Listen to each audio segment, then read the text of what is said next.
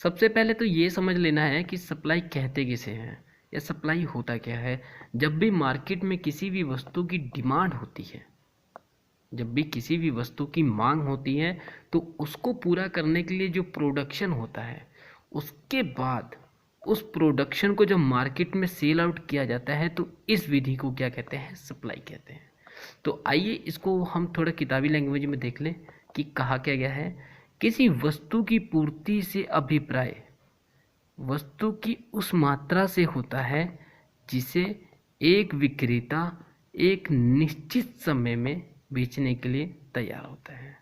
अब यहाँ पे कहने की ये कोशिश की गई है कि वस्तु की जो पूर्ति है वह किस पर निर्भर करती है, उसकी मात्रा में।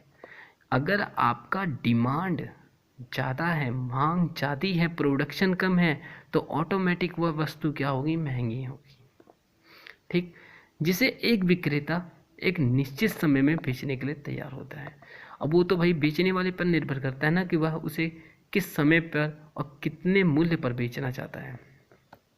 अन्य शब्दों में किसी वस्तु की पूर्ति से अभिप्राय उस अनुसूची या तालिका से है जो वस्तु की उन मात्राओं को दर्शाती है जो उत्पादक वस्तुओं की विभिन्न कीमतों पर एक निश्चित समय पर बेचने के लिए तैयार है। अर्थात कहने का यह भाव है कि अन्य शब्दों में कि जो वस्तु है उससे एक रिकॉर्ड बेस पे या लिखित बेस पे जो भी उसका मूल्य होता है, समय के अनुसार, उसकी मात्रा के अनुसार, उसकी मांग के अनुसार, उसकी प्रोडक्शन के अनुसार, उस पर वह निर्भर करती है कि मांग के बराबर क्या आपकी प्रोडक्शन है। यदि मांग के बराबर आपकी प्रोडक्शन होगी तो वहाँ पे मूल्य क्या होगा, कम होगा। यदि मांग से प्रोडक्शन कम होगी तो वहाँ पे मूल्य क्या होगा, अधिक होगा। अब देखिए समय पर भी क्या करता है, बेस, इसका बेस बन जाता है समय भी, क्योंकि अगर वेदर मार्केटिंग है, जैसे कि समय अनुसार गेहूं की बुआई होती है, समय अनुसार धान की बुआई होती है, तो इसमें अलग अलग समय पर अलग अलग वस्तुओं की पूर्ति की जाती है, उनकी प्रोडक्शन उनके मौसम के अनुसार ही होती है। तो यहाँ पे हम पढ़ लेते हैं। पूर्ति की परिभाषा निम्नलिखित तत्वों से पूरी होती है।